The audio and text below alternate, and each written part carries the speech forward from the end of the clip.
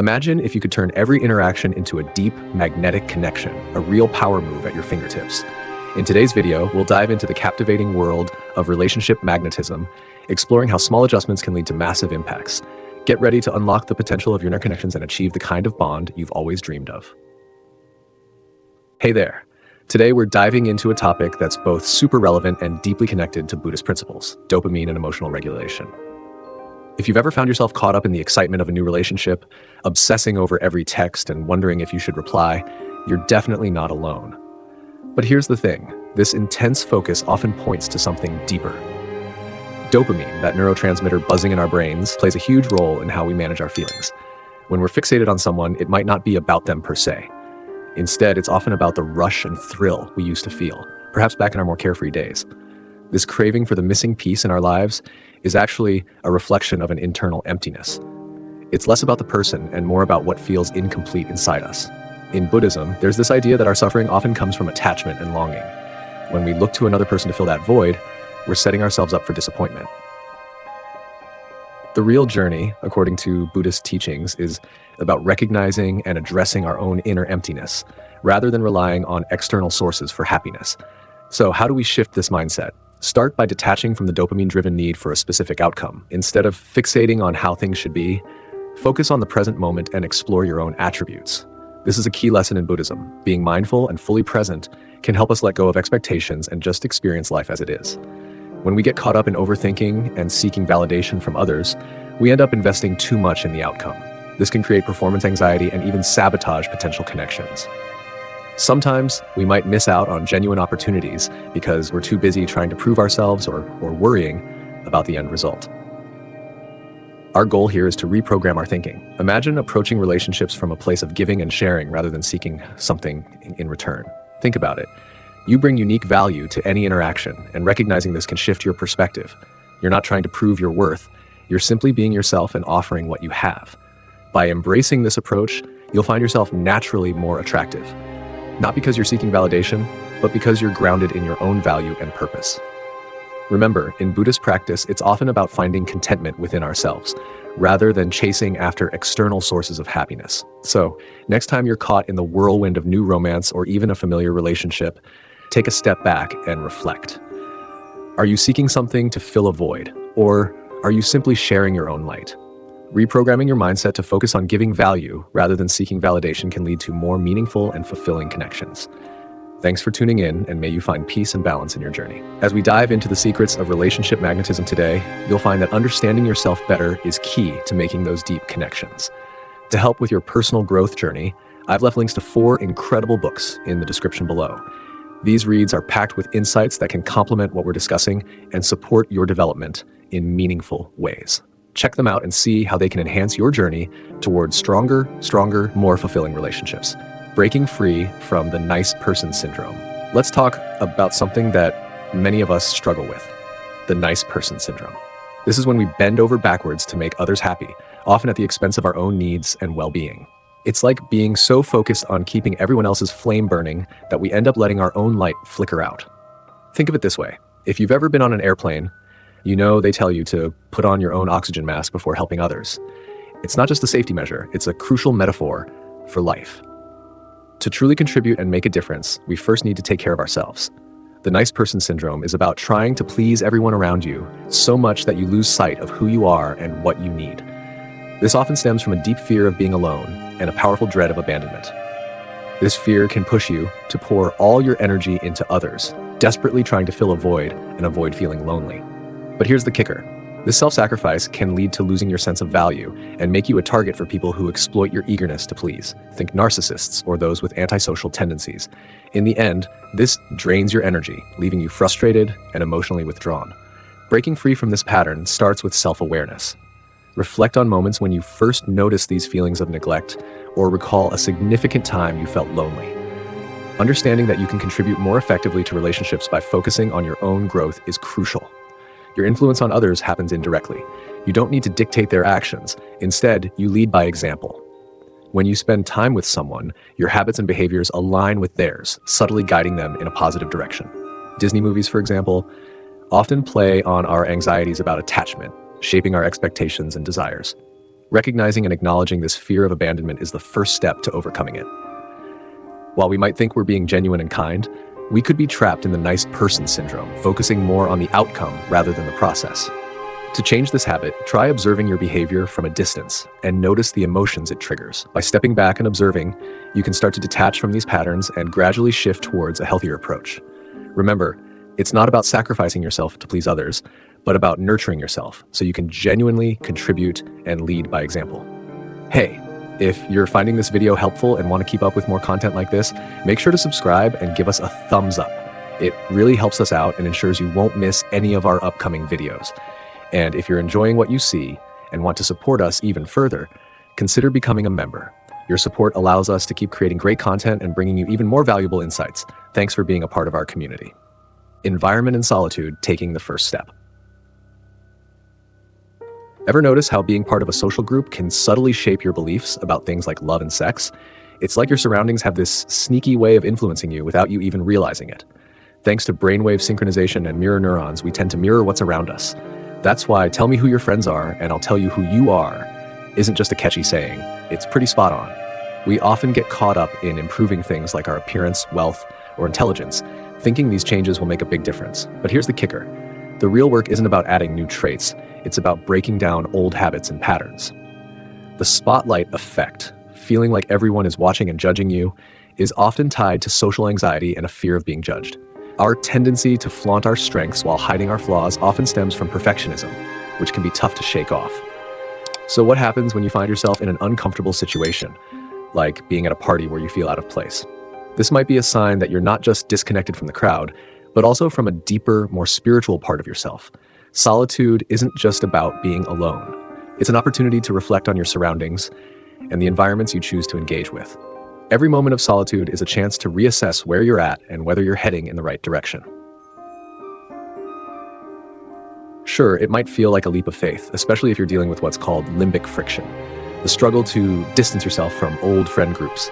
But this challenge can be a powerful opportunity for personal growth.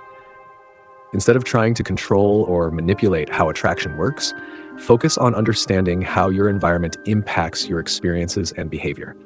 Changing your surroundings might be exactly what you need to break old patterns and make space for new possibilities.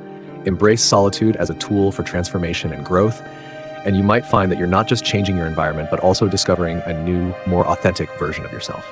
Fear of solitude and opportunity cost, embracing alone time. Let's dive into something we all grapple with, the fear of being alone. When it comes to phobias and anxieties, exposure therapy is the gold standard. It's all about gradually facing what scares you. If solitude gives you the heebie-jeebies, the best way to tackle that fear is to spend time alone, step by step. Here's a twist on how we can view solitude. Instead of seeing it as a negative, try reframing it as a golden opportunity. Research shows that viewing alone time as a chance for self-discovery can actually lift your mood, contrary to the common belief that being alone is inherently depressing. In our hyper-connected, always busy world, finding moments of quiet, perhaps out in nature, can be incredibly enriching. Now let's talk about opportunity cost. This is the idea of weighing what you're giving up by making one choice over another. For instance, think about the time you spend at social gatherings. Is it really worth it compared to investing that same time in activities you genuinely enjoy, like watching a favorite movie or savoring a meal by yourself? It's worth considering if participating in social events is truly beneficial compared to what you could be doing for your own happiness. Often, we end up treating others better than we treat ourselves, especially when we're trying to impress someone new. This behavior can be a way to mask a fear of abandonment or to prove our worth, particularly if we have a history of feeling neglected or lonely. It's crucial to maintain a healthy relationship with yourself and with those you care about. If you find yourself alone, remember, you are your own best company. This helps you evaluate the opportunity cost of your time and recognize the true value of solitude. Embracing alone time as a valuable opportunity rather than a burden can lead to greater self-awareness and fulfillment. So next time you're faced with solitude, see it as a chance to connect with yourself and discover what truly brings you joy. Social constructs and the pursuit of pleasure, finding true validation. From a young age, we're often taught by societal norms to chase after pleasure and seek validation from others, rather than finding it within ourselves. Think about how Disney movies and Hollywood romances portray love as this intense, all-consuming experience that seems to pull us away from reality. But in the real world, genuine love should start with a deep sense of self-love, grounded in mutual respect and personal growth. It's important to see how society often hypersexualizes us, pushing us to seek affection and validation from outside sources rather than cultivating it from within. We might chase sexual pleasure to fill emotional gaps, but sometimes what we really need is a better relationship with ourselves. This overemphasis on sexuality can lead to problems like erectile dysfunction in men and sexual dissatisfaction in women, revealing a deeper emotional void. Rather than constantly looking for validation from others, the key is to focus on improving our relationship with ourselves. By doing this, we set the stage for healthier, more fulfilling connections with others. So take a moment to reflect on your own needs and how you can nurture self-love. This internal shift can make all the difference in finding true validation and creating more meaningful relationships. Desexualizing the brain, the impact of pornography and immediate gratification. Understanding that your brain is the main player in sexual responses is crucial. It dictates what you find stimulating and how you react to these triggers. In this discussion, we'll look at how pornography and casual sex affect your brain alongside the role of the autonomic nervous system in managing sexual responses. The autonomic nervous system has two key branches: the sympathetic system, which handles stress responses and ejaculation, and the parasympathetic system, which supports relaxation and is essential for achieving an erection. When the sympathetic system is overstimulated, often due to dopamine imbalances, you might find yourself constantly craving rewards. This craving is a tactic used by the pornography and dating industries, which push for instant pleasure, often ignoring the toll on your mental and sexual well-being. Pornography, like other forms of instant gratification, thrives on novelty and quick rewards. The endless stream of new content can become addictive, leading to fluctuating dopamine levels and emotional instability. This addiction can contribute to problems like premature ejaculation and erectile dysfunction, as well as anxiety. The major issue with pornography is its ease of access and immediate pleasure. This creates a pattern of dopamine spikes and crashes, which can disrupt your emotional stability. The pursuit of instant gratification might impair your ability to build healthy, meaningful relationships and affect how you connect with others on a deeper level. Addressing these issues involves observing and strengthening the neural pathways associated with well-being. Practices like dopamine fasting can help. This doesn't mean cutting out dopamine completely, but involves stepping back from immediate, effortless pleasures that might keep you stuck in a cycle of addiction. For example, reducing activities like masturbation linked to pornography can be part of this process. Understanding that reproduction is a strong instinct and that dopamine plays a big role in this drive is key. Your brain doesn't distinguish between real and imagined pleasure, so constant exposure to sexual stimuli can create a misleading sense of reproductive success. By stepping away from these instant pleasures, you might uncover more fulfilling forms of pleasure and personal growth. Ultimately, dopamine fasting can be seen as a journey of faith and exploration. It's about stepping out of your routine and exploring new ways to find satisfaction and personal growth. By doing so, you give yourself the chance to discover more meaningful and rewarding experiences. Addiction and anxiety in relationships, breaking the cycle. To really understand how addiction and anxiety play out in relationships, let's talk about intermittent dopamine reinforcement. This concept is similar to what you find in casinos. The thrill of not knowing if the next spin will be the jackpot keeps you hooked. That uncertainty and anticipation are what make the game so addictive. The same principle applies to our relationships. We often get attached to people whose responses are unpredictable. We invest emotionally even before we have a solid foundation, eagerly waiting for signs of genuine interest. This can trap us in an anxiety cycle where we're constantly checking for replies or signs of affection.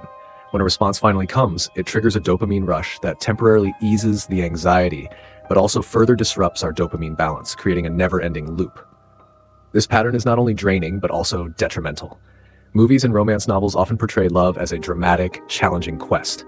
In reality, love doesn't need to be a constant struggle. True love is more straightforward and doesn't involve endless battles.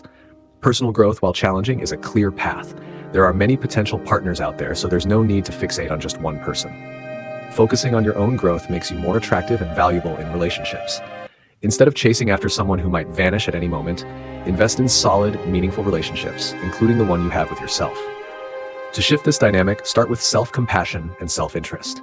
Do things that make you happy on your own, whether it's dining out alone, watching a movie, or simply enjoying some quiet time. The goal is to develop a genuine interest in yourself, treating yourself with the same kindness and respect you'd offer to someone else. This boosts your self-esteem and prepares you for healthier, more balanced relationships. Using rejection as a growth opportunity. Rejection can be tough, but it's also a powerful catalyst for personal growth and resilience. The brain processes rejection similarly to physical pain, creating a strong sense of loss. However, this pain can also help build resilience. Each rejection is a chance to strengthen your emotional resilience, turning pain into an opportunity for growth. When we face rejection, especially in relationships, the fear of abandonment can be overwhelming. This fear drives us to avoid future pain, prompting our brain to develop strategies to prevent discomfort. Understanding the root of this pain, whether it's fear of being alone, lack of self-improvement, or settling for unhealthy relationships, can help us use rejection as a motivation for deeper growth. Practicing self-compassion and reflection is key. Learn to appreciate and find joy in your own company. View solitude as a chance for self-discovery and personal development, not as a punishment. During solitary moments, engage in activities you enjoy, like watching a favorite film, reading a good book, or exploring new hobbies. As life progresses and you may have family or enter new relationships, your alone time might decrease. Valuing solitude now can be crucial. This time alone is not a punishment, but an opportunity to strengthen your identity and well-being. Adopt an attitude of faith and gratitude on your journey. Just like in video games, where characters face challenges but don't dwell on them, practice healthy detachment from personal difficulties. This perspective helps you handle challenges with a more balanced and resilient mindset. Action plan. 1. Take yourself on a date. Set aside time for activities you enjoy, like dining out alone or watching a movie. 2. Plan and schedule. Establish regular times for these activities and commit to them. 3. Build resilience. Use past rejections to strengthen your resilience and cultivate gratitude. 4. Embrace solitude. View solitude as a privilege and a chance for self-improvement and growth. Thanks for sticking with me through this deep dive into the magnetism of relationships. We've uncovered how small changes can make a huge difference in your connections and help you build deeper, more meaningful bonds. If you found these insights valuable, make sure to hit that subscribe button, give this video a thumbs up, and share it with someone who could benefit from it. Your support means a lot and helps us continue creating content that can truly make a difference. See you in the next video.